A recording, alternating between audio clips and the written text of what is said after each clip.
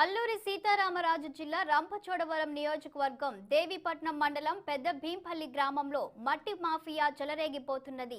పెద్ద భీంపల్లి గ్రామ సమీపంలో ఎలాంటి అనుమతులు లేకుండా గ్రావెల్ మట్టిని రాత్రి వేళలో తరలించకపోతున్నారని స్థానికులు తెలిపారు.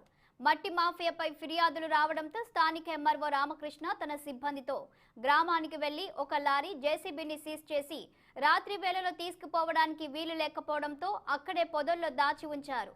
తెల్లవారేసరికి వాహనాలు కనిపించకపోవడంతో రెవెన్యూ సిబ్బందిపై పలు అనుమానాలు వ్యక్తమవుతున్నాయి.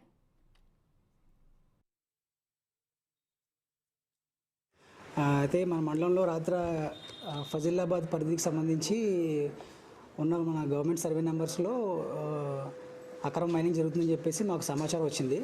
సమాచారం వచ్చిన వెంటనే మా టీం ఆర్ఐ గారు అలాగే లోకల్ వీఆర్ఓ పంపించడం జరిగింది. అక్కడ ఒక జేసీబీ విత్ ఒక లారీతో త్రవ్వకాలు జరుగుతుంటే గమనించడం జరిగింది. వెంటనే వాటిని మేము వాటి తాళాలు సీజ్ చేసి ఒక లారీని తీసుకొచ్చి ఆల్రెడీ ఇక్కడ పెట్టడం జరిగింది. జేసీబీని యాక్చువల్గా అది చైన్ జేసీబీ అవడం వల్ల దాన్ని మూవ్ చేయడానికి ఇబ్బందిగా ఉండి తాళాలు తీసుకోవడం అయితే జరిగింది. అయితే ఇప్పుడు దాని మీద మేము ఇప్పుడు మైన్స్ కూడా రాసి అలాగే పోలీస్ డిపార్ట్మెంట్ కూడా రాయడం జరుగుతుంది. అది లేదండి, ఇప్పుడు మార్నింగ్ వెళ్ళిన తర్వాత నైట్ వాళ్ళు పట్టుకెళ్ళిపోయారని చెప్పి తెలిసింది. దాని మీద క్రిమినల్ కేసు సంబంధించి మేము రాస్తాం. అది ఎస్ఐ గారు అంటే దాన్ని మనం మూవ్ చేయడానికి ఇబ్బంది పడడం వల్ల అక్కడే స్పాట్లోనే ఉంచాం.